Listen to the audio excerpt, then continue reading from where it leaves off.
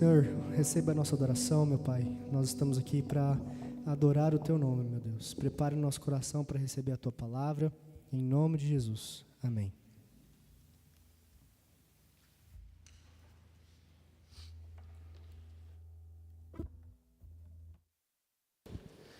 Meus irmãos, nós temos hoje um pregador muito especial aqui conosco, né? Reverendo Cláudio Henrique de Albuquerque, foi pastor dessa igreja por 5 anos, praticamente, né, pastor? E ele veio num período que foi muito difícil. A igreja tinha acabado de passar por uma divisão e foi um período muito difícil, muito complicado. E a gente viu a graça de Deus, a providência de Deus mandando ele para pastorear essa igreja aqui num período tão difícil. E foi uma bênção a vida dele e da Gena. Vou ter que pedir a Gena para ficar de pé, né? Porque todo mundo vai ver o pastor Cláudio, mas a Gena... Gente, eles não mudaram nadinha do tempo que eles saíram, estão aqui, continuam mesmo.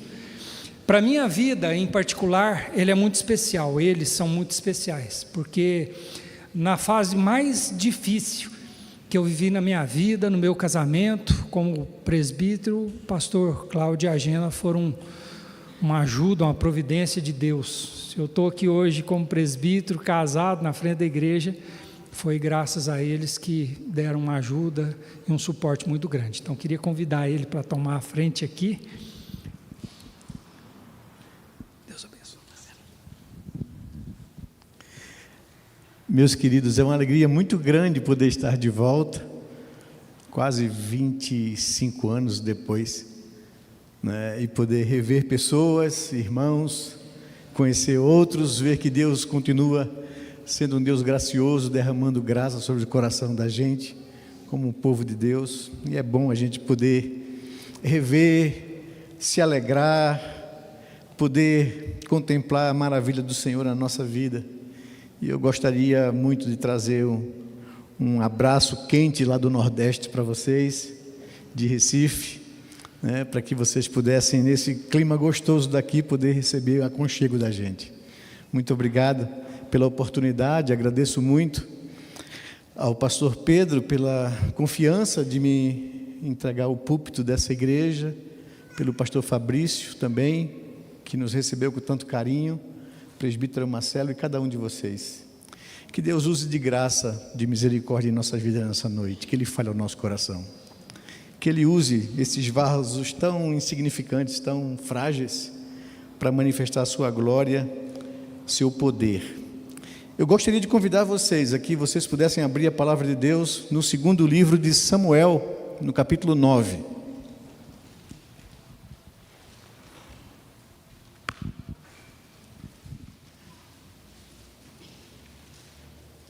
Esse texto é muito precioso e ele trata da graça de Deus, dessa graça que alcança pessoas como eu e você, essa graça que transforma vidas, essa graça que pega pessoas desgraçadas e transforma e alcança e modifica a vida.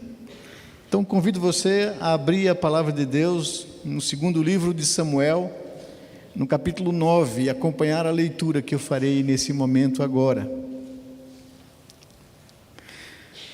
Diz a palavra de Deus, do verso 1 do 2º livro de Samuel, capítulo 9. Um dia, Davi perguntou: será que resta ainda alguém da família de Saul, para que eu use de bondade para com ele, por amor a Jonatas? Havia um servo na casa de Saul, cujo nome era Ziba. Chamaram-no, pedindo que viesse falar com Davi. O rei lhe perguntou: você é Ziba? Ele respondeu: sou eu mesmo, seu servo.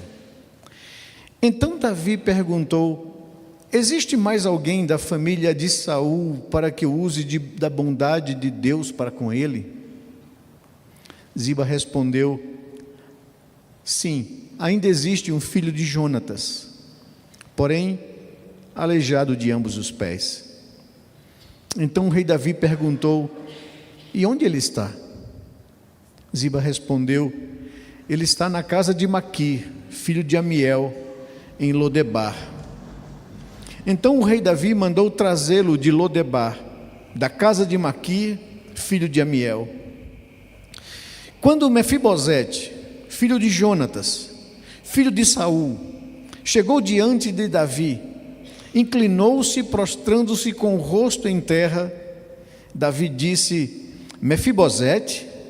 Ele respondeu: aqui estou, às suas ordens. Então Davi lhe disse: não tenha medo, porque serei bondoso com você por causa de Jonatas, teu pai.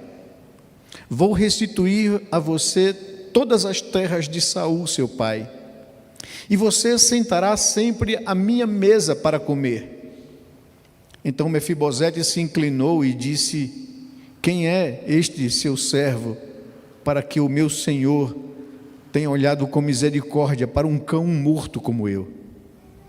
Então Davi chamou Ziba, servo de Saul, e lhe disse: tudo o que pertencia a Saul e toda a casa dele eu dei ao neto do seu senhor. Você, os seus filhos e os seus servos cultivarão a terra para ele e recolherão os frutos, para que a casa de seu senhor tenha o que comer. Porém Mefibosete, neto de seu senhor, sentará sempre à minha mesa para comer. Ziba tinha 15 filhos e 20 servos. Ziba disse ao rei: farei tudo o que o rei meu senhor ordena a este seu servo. E assim Mefibosete passou a fazer as refeições à mesa de Davi, como um dos filhos do rei. Mefibosete tinha um filho pequeno chamado Mica. Todos os que moravam na casa de Ziba eram servos de Mefibosete.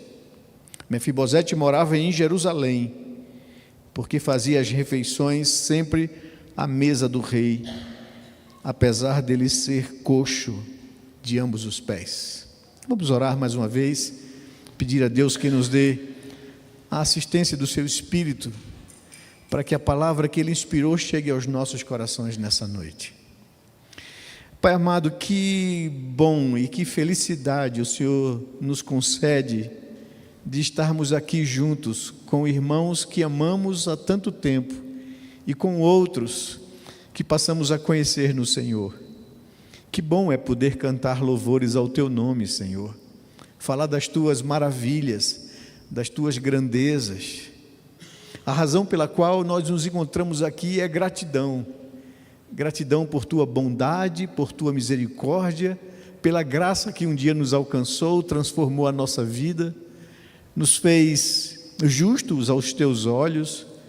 O Senhor nos adotou como filhos do Senhor, e nós podemos gozar da comunhão e da presença desse Deus santo e maravilhoso, que passou a habitar o nosso coração, na pessoa do Espírito Santo.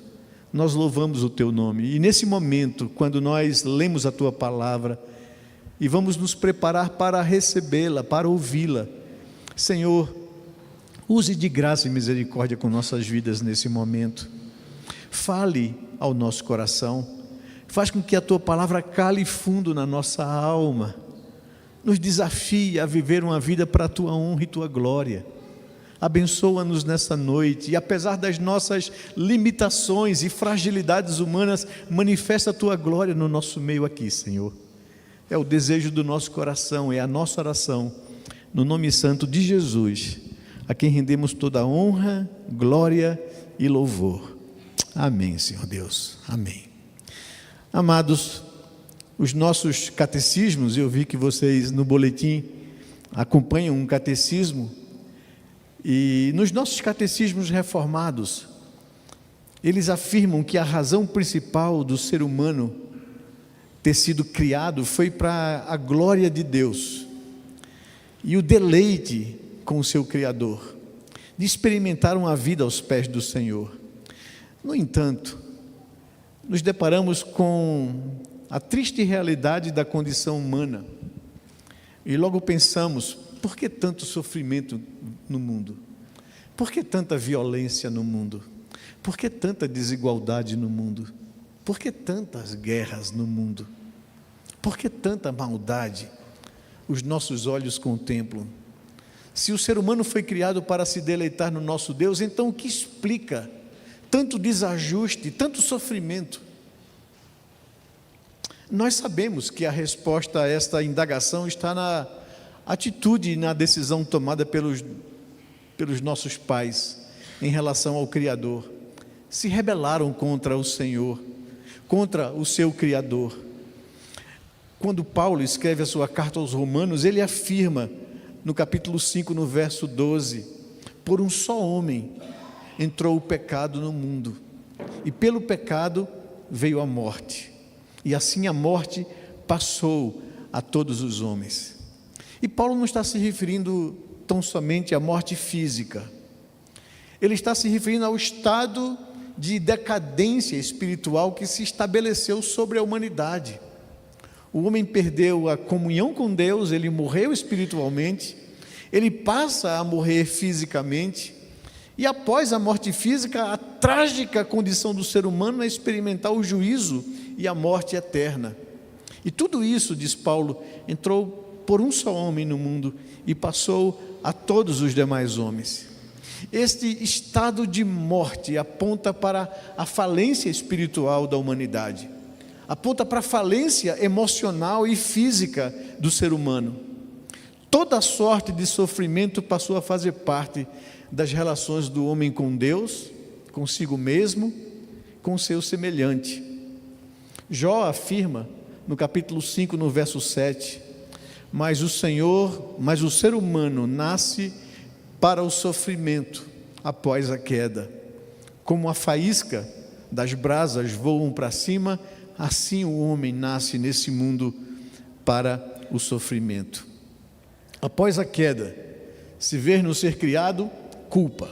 Quando nós olhamos para o que aconteceu após a desobediência dos nossos primeiros pais, logo no capítulo 3 de Gênesis, nós encontramos isso.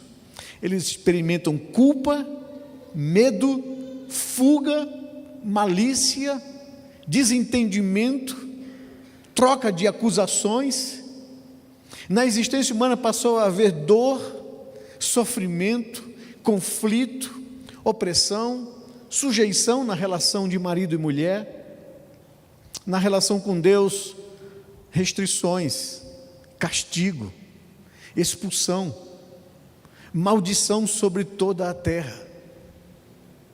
Nas relações humanas, passamos a ver ciúmes, inveja, egoísmo, competição, violência, assassinato e toda sorte de rebeldia e de perversão. Gênesis capítulo 4 começa a nos mostrar isso na relação humana a partir de Caim e Abel e a partir dos descendentes de Adão.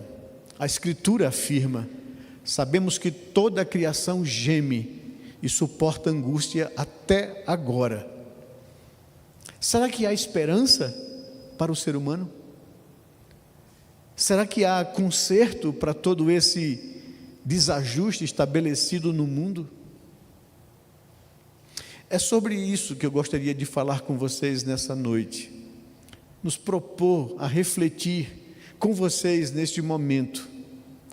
Nessa oportunidade queremos trazer de maneira prática uma situação onde a graça de Deus alcança a vida de um desgraçado, tirando-o de seu estado de miséria e sofrimento. Narrativas como essa de Samuel, capítulo 9, exemplificam de forma muito clara a doutrina da graça de Deus agindo em favor do pecador em seu estado de miséria. A graça de Deus é a resposta de Deus à condição de sofrimento que a queda impôs ao ser humano. Esse episódio que nós acabamos de ler aqui em 2 Samuel, capítulo 9, do verso 1 ao verso 13, nos oferece um vívido exemplo do que significa a condição de miséria que a queda nos impôs e, ao mesmo tempo, a graça de Deus sendo oferecida para resgatar o ser humano caído em sua desgraça e em sua miséria. O texto lido se dá quando o rei Davi, após muitas lutas, após sofrer muitas perseguições, ele goza o melhor momento de sua vida como rei e como líder da nação de Israel. Davi não só havia subido ao trono, como também conquistado o coração de todo o povo. A nação inteira cantava seus salmos e louvores. Nódoa alguma manchara ainda a sua integridade. Ele havia expandido as fronteiras de Israel. O seu exército era temido e a nova nação respeitada pelos povos vizinhos. Davi gozava de saúde e de felicidade. Era um homem vitorioso. Nunca havia experimentado derrota no campo de batalha. A economia e as relações diplomáticas iam muito bem. Havia paz e prosperidade dadas por Deus. É nesse momento, nesse exato momento, nesse ambiente de bênçãos, de felicidade e de vitória, que Davi, nas suas devoções, traz no coração essa pergunta de graça. É nesse contexto de gratidão a Deus, de admiração pela bondade e pela graça divina, que Davi, em suas devoções, lembra com nostalgia de sua amizade com Jonatas, o que lhe leva a pensar: será que existe alguém que restou da casa de Saul para que eu lhe faça bem por amor a Jonatas? Veja que pergunta de graça, que pergunta de um coração grato. Por isso eu gostaria de falar com vocês nessa noite sobre esse tema: a graça que alcança um desgraçado. A primeira coisa que o texto nos mostra é o desejo de se fazer o bem, o desejo que brota no coração de um homem agradecido por Deus. A indagação que surge no coração do rei é uma pergunta que exala graça. Foi feita por um homem de coração agradecido após refletir sobre as bênçãos derramadas sobre a sua vida. Se você ler o texto de 2 Samuel e voltar para o capítulo 7, você vai ver Davi nomear a gratidão e fazer uma oração a Deus assim: Senhor, o Senhor me tirou do quintal da casa do meu pai, cuidando das ovelhas, e me colocou no trono do reino de Israel. Eu não mereço isso.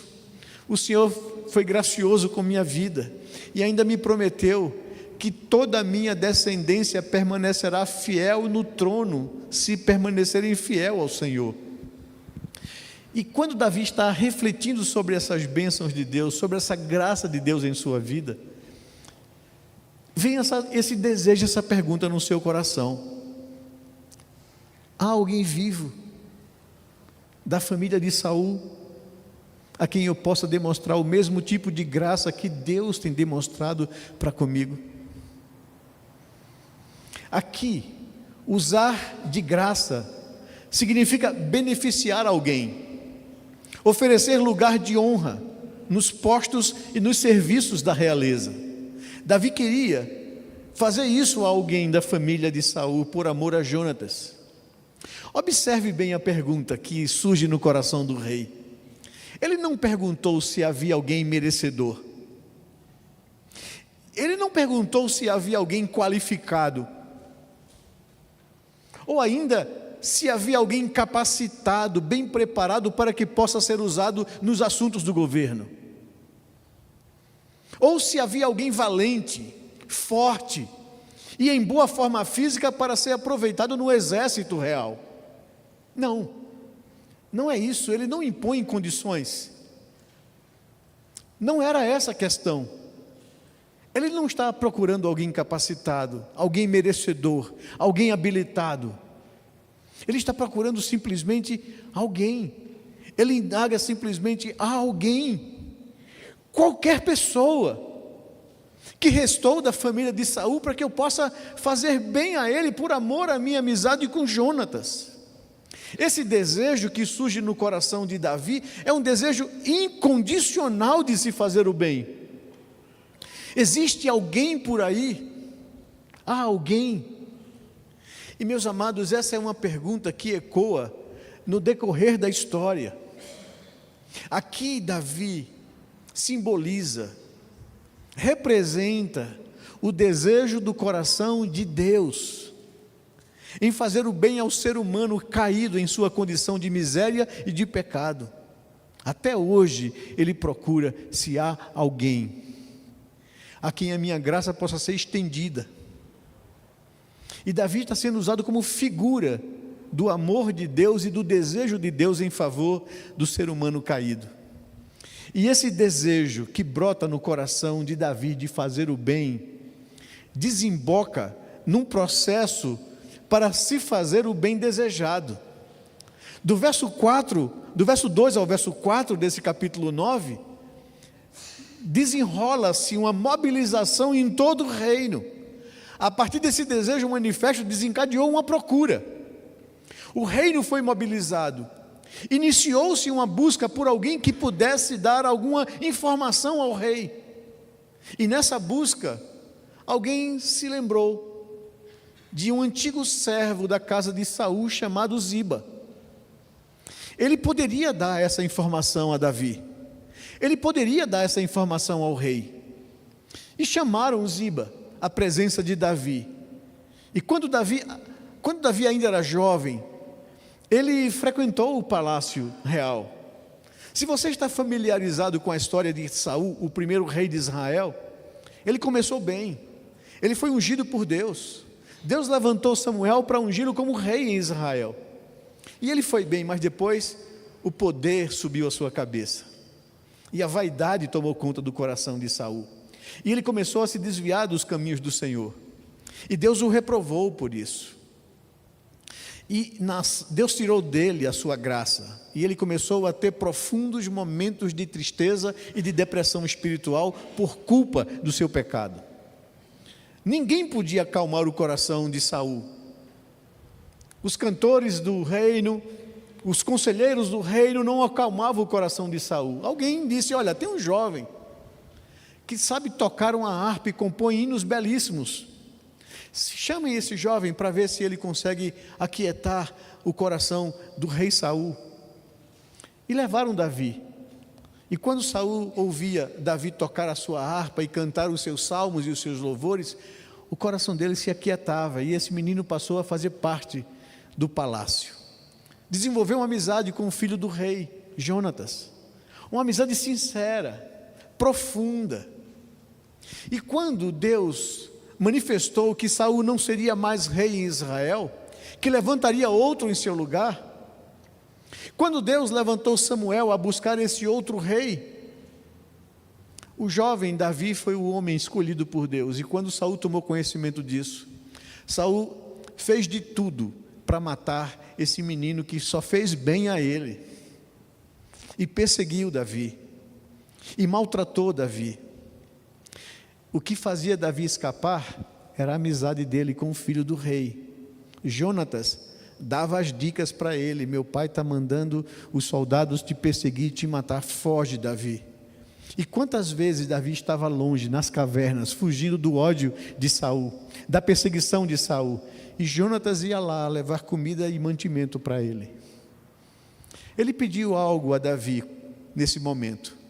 Ele disse: Davi, eu sei que meu pai foi reprovado por Deus, e ele não será mais rei em Israel, e ele tem te feito muito mal, porque sabe que Deus apontou você para substituí-lo. Só te peço uma coisa, Davi: não trate, quando meu pai cair e você assumir o reino, não trate a minha família como meu pai trata você. Poupe a minha família, não elimine a minha família. E Davi prometeu isso a Jonatas, que não faria mal ao seu pai Saul, nem a ninguém da sua casa. Anos se passaram. Davi assumiu o reino a Israel. E é nesse momento de nostalgia, de devoção, que ele se lembra da sua amizade com Jonatas. E aí surge no seu coração esse desejo: será que restou alguém da família de Saul a quem eu possa fazer bem por amor a Jonatas, pela minha amizade com ele? E agora chegou alguém que podia trazer alguma informação para Davi. E esse alguém era Ziba, um antigo servo coordenador dos empregados do palácio, aquele homem que era chefe das pessoas, que dominava tudo, conhecia dos assuntos do palácio, ele estava vivo. Ele foi amigo de Jonatas, Davi, quando vivia nesses momentos. Lhe trouxeram então Ziba. O rei Davi lhe perguntou: é você, Ziba? É como se Davi tivesse se lembrado de Ziba. Ele era jovem, quase um adolescente quando andava no palácio. Agora ele é um homem adulto, já reinando em Israel. E quando ele vê Ziba, talvez como vocês me viram aqui com os cabelos brancos, né? Será mesmo ele, o pastor Cláudio, né? Que passou por aqui há 20 e tantos anos atrás, né? Que era magrinho, né? Jovem, 33 anos eu cheguei aqui como pastor. Já vão lá quase 30 anos. É Ziba, é você? E ele respondeu: sim, sou eu mesmo, Davi. Estou a teu serviço, ao teu dispor. Davi logo faz a pergunta: há alguém que restou da casa de Saul, a quem eu possa fazer bem por amor a Jonatas? E ele ouve a resposta que tanto gostaria de ouvir. Ele ouve a tão aguardada resposta: sim, ainda existe alguém. E esse alguém é filho de Jonatas. Davi, quando ouve isso, fica animado. Ele se chama Mefibosete, ele informa. Está na casa de Maquir, que é filho de Amiel. Todavia, eu preciso te advertir, rei, de algo. Há uma coisa sobre ele que você precisa saber. Ele não lhe servirá, pois ele é uma pessoa defeituosa. Ele é aleijado de ambos os pés. Quando a gente lê esse texto, a gente acha que na resposta dada por Ziba há um tom de preconceito. Mas na verdade, era uma advertência ao rei, por saber que pessoas com doenças graves, com defeitos ou aleijões, não poderiam frequentar os mesmos lugares que as pessoas saudáveis frequentavam. Era assim que funcionava a sociedade na época. Se você já observou ao ler o Novo Testamento, que é muito mais familiar para a gente, você vai encontrar que todo paralítico, todo cego, todo leproso, ele não vivia no convívio das pessoas, não podia se aproximar dos sãos. Eles geralmente habitavam no subúrbio das cidades. Eles geralmente andavam com uma capa para esconder o seu aleijão, o seu defeito, para não envergonhar aos saudáveis. Você vai ver isso no exemplo do mendigo Bartimeu, sentado à beira de um caminho no final da cidade de Jericó. Quando ouve uma multidão barulhenta chegar próxima, ele procura saber quem ele era. Um cego que mendigava o pão na beira de uma calçada e começa a gritar quando sabe que é Jesus que estava passando por Jericó: Jesus, filho de Davi, tem misericórdia de mim. Jesus, filho de Davi, tem compaixão de mim. E as pessoas o repreendiam para que ele se calasse, que ele se recolhesse à sua insignificância, porque Jesus não ia parar o que estava fazendo para atender a um cego. Mas apesar das vozes opressoras da sociedade e da multidão, ele cada vez grita mais alto, diz o texto, a ponto de Jesus parar e mandar chamá-lo. E quando ele se aproxima, quando ele tem conhecimento que Jesus o ouviu, estava chamando a sua presença, ele lança de si a capa. E aquilo é uma atitude muito interessante, porque o que ele está fazendo ali, ele está tirando aquilo que demonstrava a sua vergonha. É como se eu esperei os 3 anos que eu ouvia falar desse nazareno que andava por aí fazendo bem às pessoas. Eu esperava que ele um dia passasse e cruzasse a minha vida e o meu caminho, e eu sabia que ele ouviria a minha voz, o meu clamor. E quando eu sei que ele mandou me chamar, que ele parou para me ouvir, eu lanço de mim a capa, não vou precisar mais dela. E de um salto ele vai ter com Jesus. Era assim que os paralíticos, os aleijados, os leprosos e todos aqueles que tinham alguma deficiência viviam na sua vergonha, separados do convívio de suas famílias. Bartimeu tinha nome, era filho de um homem chamado Timeu, e quando Marcos escreve isso, os leitores identificariam o pai desse jovem, que agora era um homem de destaque, porque, para citar o nome dele, era uma pessoa que tinha recursos, que tinha um cargo e uma posição importante na sociedade. Mas o que é que o filho de um homem importante está mendigando pão na beira de uma calçada? Exatamente pelo contexto de preconceito, de que ele não podia frequentar a casa do pai, nem frequentar a sociedade. O que Ziba está dizendo a Davi aqui é isso: Davi, tem sim um sobrevivente, mas você precisa saber, ele não vai servir a você, ele não pode conviver com as pessoas saudáveis, ele muito menos pode frequentar o palácio, ele é aleijado de ambos os pés. Então não é preconceito da parte de Ziba, é uma advertência da situação, da condição física e social do filho de Jonatas, e é isso que ele está dizendo. Mas nada disso parece importar ao rei Davi. Parece até que ele nem sequer ouviu essa parte da conversa. Ele resolveu achar alguém a quem pudesse fazer o bem. O rei está determinado a fazer o bem, ele quer achar alguém, não importa a sua condição.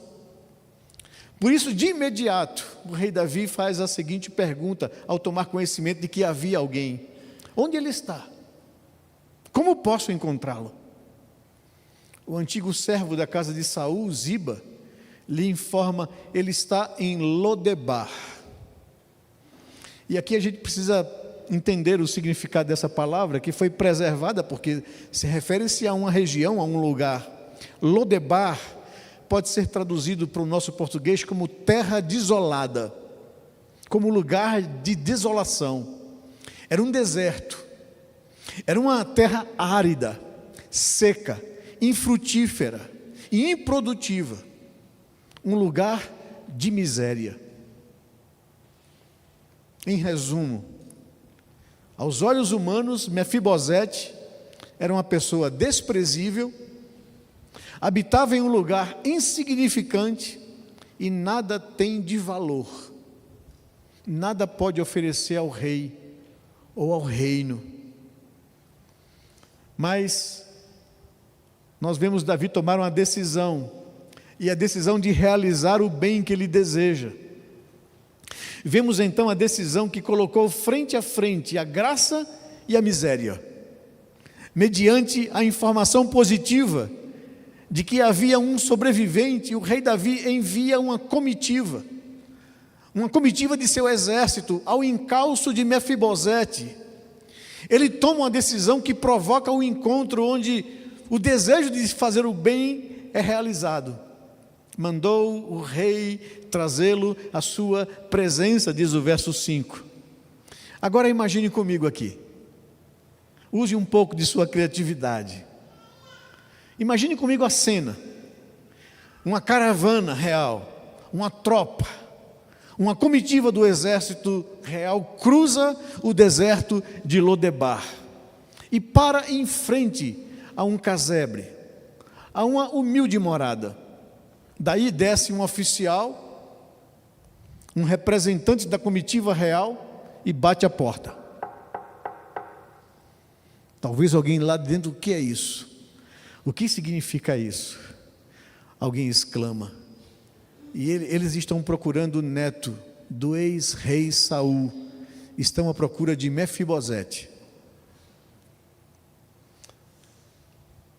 É curioso aqui, mas deixe-me abrir um parêntese com vocês, fazer-lhes uma pergunta: o que é que um príncipe, neto de um rei, uma pessoa de sangue real, de sangue azul, como dizem, né, estava fazendo num lugar tão distante, tão desolado e tão miserável como aquele? Ele estava se escondendo, ele estava querendo ser esquecido, Ele estava querendo viver em paz. Ele estava querendo o anonimato. Mas por quê? Por que alguém com todo esse pedigree, com toda essa história, e com as heranças que estavam diante dele, vai viver no lugar de miséria, anônimo? Qual a razão disso? E aí você tem que voltar para o capítulo 4 desse livro de 2 Samuel, e entender o que aconteceu após a morte de Saul e de Jonatas. O reino havia sido dividido. Davi tinha sido coroado rei em Judá. Saul, rei em Israel. Saul tentando matar Davi. Davi sendo protegido das agressões de Saul. E aí, com o enfraquecimento do reino, um povo inimigo invade Israel. Davi sai com seus exércitos para defender Israel. E na batalha, ele é ferido e morto. Tanto ele quanto Jonatas, seu filho. De imediato, o comandante dele, para não enfraquecer mais Israel e Davi não tomar conta de todo o reino, coloca um filho dele, Isbosete, para assumir o reino. Mas ele era fraco. Os homens de confiança de Saul vê a fraqueza de Isbosete, e agora o que é que fazem? Enquanto ele dormia, após o almoço, 2 deles entram na sua casa, o matam, cortam-lhe a cabeça e vão levar para Davi, achando que receberiam de Davi aprovação por isso. Mas Davi, quando tem conhecimento, se ira. Ele havia feito uma promessa a Jonatas. Ele disse: vocês mataram um homem inocente no leito da sua cama. Que vergonha para Israel. Manda matar esses 2 homens e pendurá-los, para que ninguém ouse mais fazer mal a ninguém da família de Saul. Mas mesmo assim essa matança continua. Mefibosete era um garoto de 5 anos de idade, e a ama dele, quando sabe dessa perseguição e da matança contra a família de Saul, ela tenta pegar o menino e fugir com ele, e na fuga, esse garoto cai, quebra as 2 pernas, não tem socorro, e precisa fugir, e desde então agora ele ficou aleijado de ambos os pés, vivendo longe, com medo de um dia ser identificado, ser torturado e morto, como todos os seus familiares.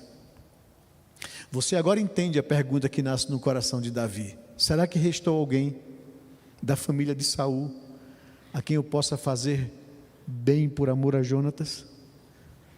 É esse o contexto desse capítulo 9. Mas agora ele foi descoberto.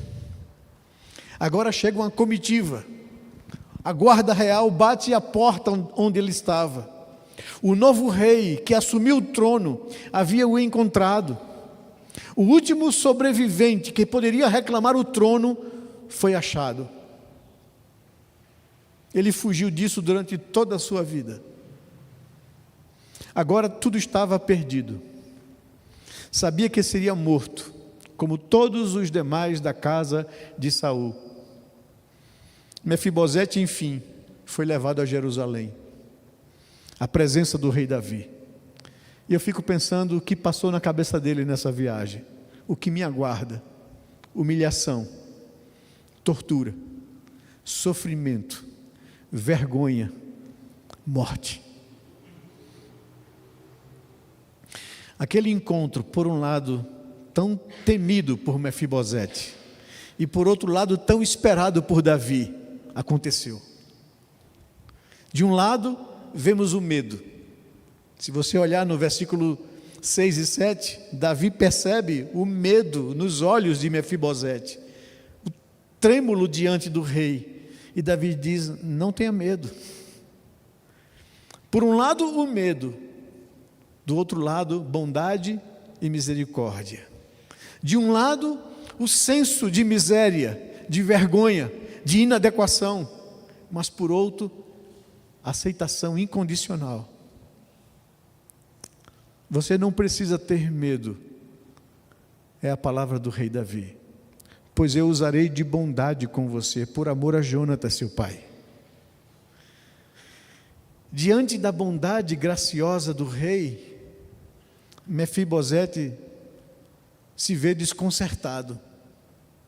Eu fico tentando imaginar, ele veio do jeito que ele estava, maltrapilho, aleijado, sujo, vivia num lugar miserável, está agora diante do rei no palácio de Davi.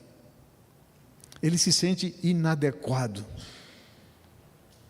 E quando ele ouve de Davi essas palavras, não tenha medo, eu não vou fazer mal a você, eu quero fazer bem a você, por amor a Jonatas, teu pai.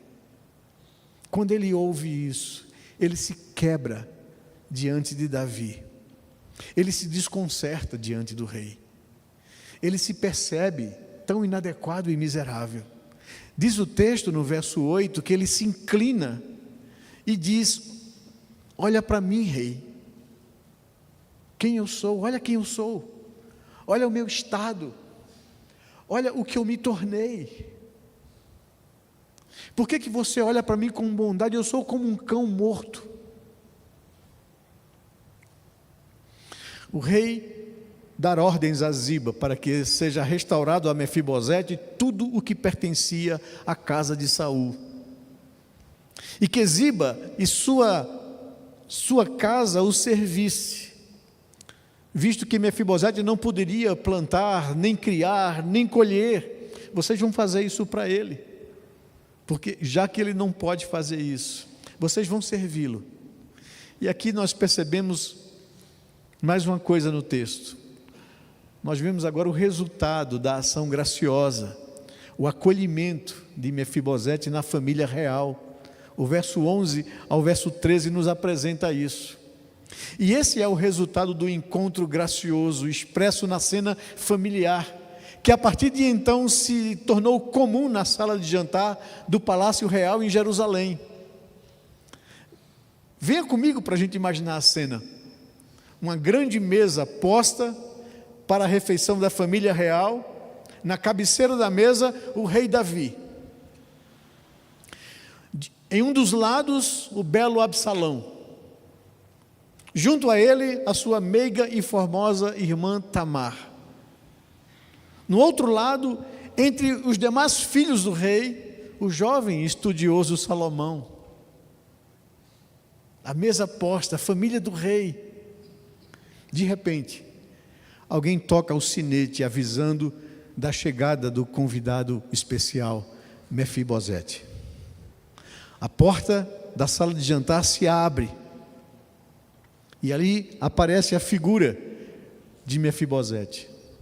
Vem caminhando devagar, com alguma dificuldade, puxando das muletas, meio desengonçado, claudicante. Daí ele se senta à mesa e começa a refeição. É essa cena. Aquele homem, irmãos, nunca havia imaginado que isso aconteceria em sua vida. Ele viveu os seus anos com o fantasma do medo, de um dia ser descoberto e ter o mesmo fim de seus familiares. Viveu na miséria, sob a sombra do medo. Agora ele vive uma vida digna no palácio. Foi resgatado de sua miséria, de seu sofrimento. Sabe como nós podemos classificar isso? Isso é graça. É um favor não merecido. E toda essa história, inspirada pelo Espírito Santo de Deus, na vida de Davi e na vida de Mefibosete, representam, tem por sentido e significado, nos apresentar a atitude amorosa e misericordiosa de Deus em favor de nós, seres humanos, caídos, pecadores, vivendo uma existência miserável, longe de Deus, aguardando e esperando juízo e condenação. É isso que essa história quer nos ensinar. Esse é o sentido pelo qual o autor divino, o Espírito Santo, inspira o autor humano a deixar registrado isso para o nosso conhecimento hoje. E eu queria trazer aqui algumas aplicações dessas verdades que nós vimos na nossa vida aqui, e como isso apresenta o Evangelho para a gente. Talvez a essa altura você já tenha feito alguns links, notado algumas analogias e comparações entre a graça demonstrada a Mefibosete e a graça estendida a você e a mim. Vejamos essas analogias. Em primeiro lugar, em certa ocasião, até seus 5 anos de idade, Mefibosete gozou da companhia do pai Jonatas. O mesmo aconteceu com os nossos primeiros pais, Adão e Eva, no lindo jardim do Éden.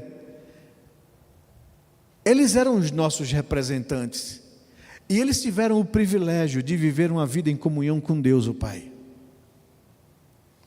Mas, ao acontecer a tragédia, a morte de seu pai Jonatas e de seu avô Saul, veio o medo àquela criança de 5 anos de idade.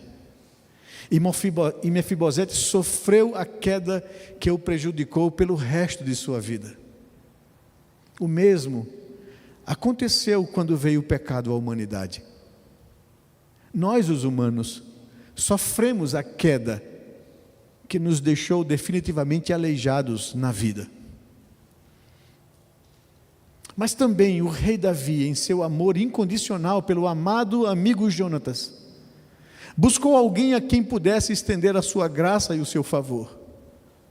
Da mesma maneira, Deus o Pai, por causa da sua aceitação da morte de seu filho na cruz, continua a buscar alguém a quem possa estender a sua graça.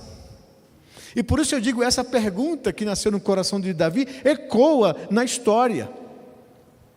E se encontra aqui nessa noite, nesse lugar.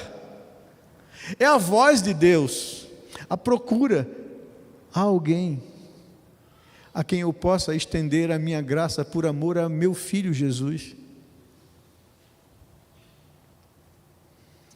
O aleijado nada tinha a oferecer, nada fez, nem nada merecia. Ele nem mesmo tentou ganhar o favor do rei. Sabia que nada podia fazer. Só pôde aceitar humildemente o favor que lhe foi oferecido.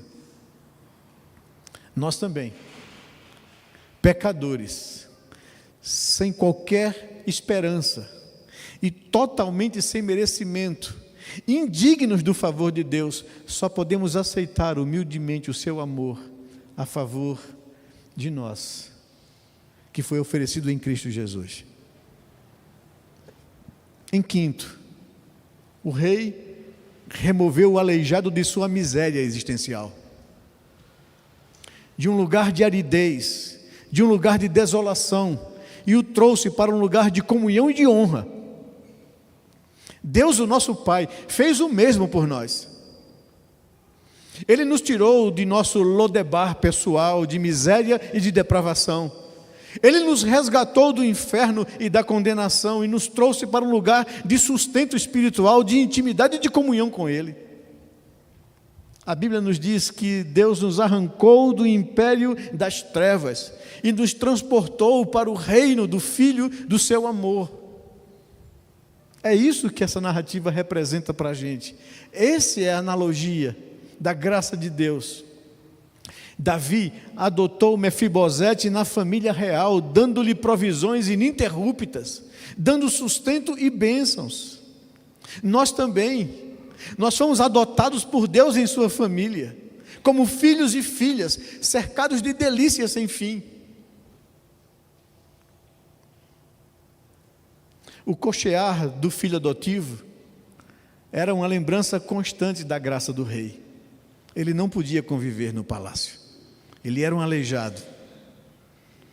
Mas o aleijão dele apontava todos os dias para ele da graça que lhe foi concedida. Apesar de eu ser assim, defeituoso, eu sou tratado dignamente por Davi. Assim Deus também com a gente. Nós continuamos com os nossos aleijões, com os nossos defeitos, com os nossos pecados. E é exatamente aí que a gente se admira, se encanta com a graça de Deus, que não nos trata conforme nós merecemos. mas conforme o seu amor e a sua misericórdia. Sim, o cocheado filho adotivo era uma lembrança constante da graça do Rei. Da mesma forma, a nossa condição imperfeita nos impede de jamais esquecer que onde o pecado abunda, a graça é muito mais abundante ainda. E quando Mefibosete sentou-se à mesa do rei, ele foi tratado como um dos filhos do próprio Davi, não sendo inferior a nenhum deles. Recebeu as mesmas honras, teve um lugar à mesa. Meus irmãos, quando um dia, naquele glorioso dia, nós festejarmos com o Senhor, isso também será verdade em nossa vida. Ali, nós nos assentaremos à mesa juntos com Abraão, juntos com Isaac, juntos com Jacó, juntos com Moisés, com Davi, junto com os profetas, com os apóstolos, João, Tiago, Pedro, Paulo,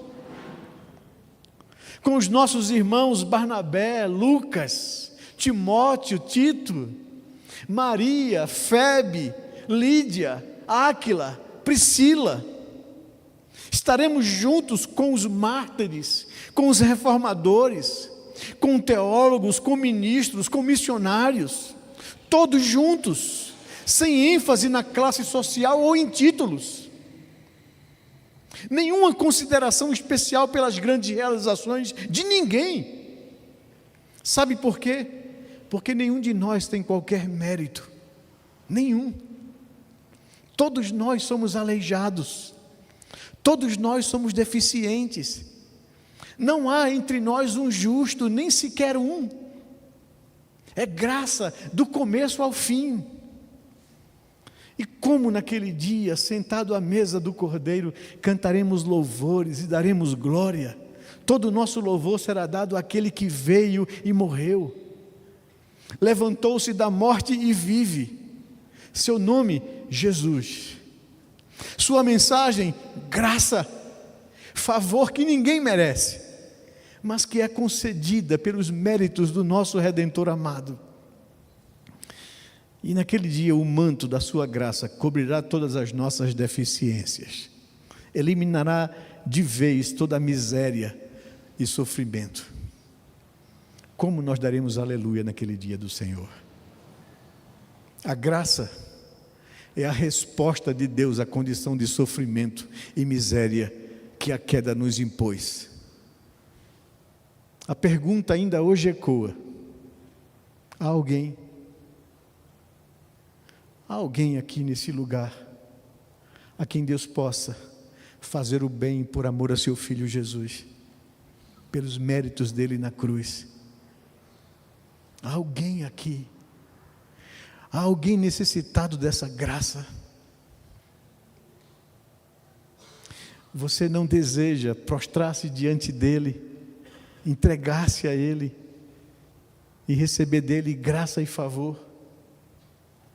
Dele, eu tenho certeza, você ouvirá uma coisa: não tenha medo, filho. Eu quero usar de bondade para com a tua vida. Venha, você que se encontra cansado e sobrecarregado, eu o aliviarei. E você encontrará descanso para a sua alma. Meus amados, essa é a mensagem que nós pregamos. Essa é a mensagem que o dia alcançou a minha vida e a sua vida. Não esqueça disso. Quando você olhar para os seus aleijões, para as suas deficiências, para as suas imperfeições, para a sua pecaminosidade, olhe para ela, mas olhe para Cristo, olhe para a graça, olhe para a cruz, e viva a sua vida para a honra e glória do Senhor. Minha oração e desejo é que essa palavra encale fundo no coração de vocês, e que a gente, à semelhança de Mefibosete, entenda que todos nós, diante de Deus, somos aleijados, mas nós não somos rejeitados por Ele. Ele nos acolhe em sua misericórdia e graça. Que Deus nos abençoe, que Deus derrame sobre a vida de vocês graça e favor. Amém? Vamos orar. Baixe sua cabeça, fale com esse Deus bondoso, esse Deus amoroso, esse Deus cheio de compaixão. como há motivos em nossa vida, irmãos, para que a gente possa viver toda ela para a glória do nosso Deus. Quanta bondade, quanta misericórdia que nos foi revelado naquela cruz. Senhor, nós queremos, a semelhança de Mefibosete, chegar diante do Senhor e reconhecer que somos como um cão morto. Não há em nós mérito algum, não há nada em nós que possa agradar o Teu olhar e despertar o Teu favor para a gente, Senhor. Mas muito obrigado, que o Senhor não nos entregou a nossa própria sorte. Muito obrigado, porque o Senhor nos amou a ponto de enviar o Teu Filho, para ser moído pelas nossas transgressões, para ser traspassado pelas nossas iniquidades, e o castigo que hoje era sobre nós, caiu sobre Ele, e pelas suas feridas, nós fomos sarados e salvos, Senhor. Louvado seja o Teu nome por isso, por essa mensagem maravilhosa da graça do Senhor, que busca e alcança pecadores como nós. Ajuda-nos, ó Senhor Deus, a entendermos de forma definitiva isso, e vivermos nossa vida, nossa existência em gratidão para o Teu agrado, Senhor. Abençoa o Teu povo nessa noite, derrama sobre o nosso coração graça e favor, em nome de Jesus, Pai. Amém, Senhor Deus. Amém, Pai querido. Amém.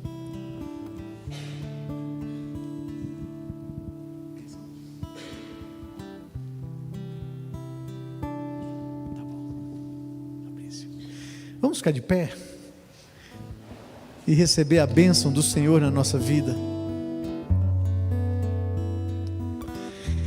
Ó Senhor,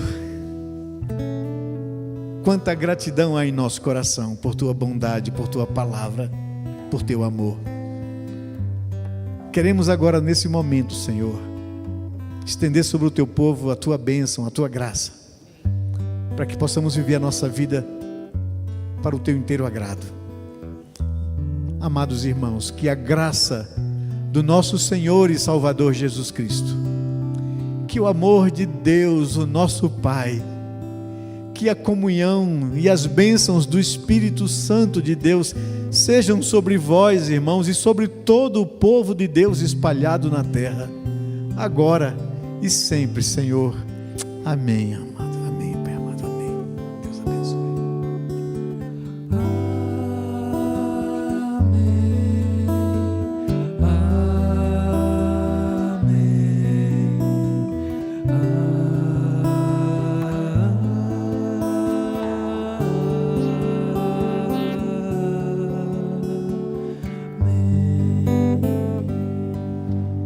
Amém, igreja, pode se sentar? Que bênção, que coisa boa, que palavra abençoada, não é? Acho que a gente sai muito abastecido, né, nessa verdade tão maravilhosa. Obrigado,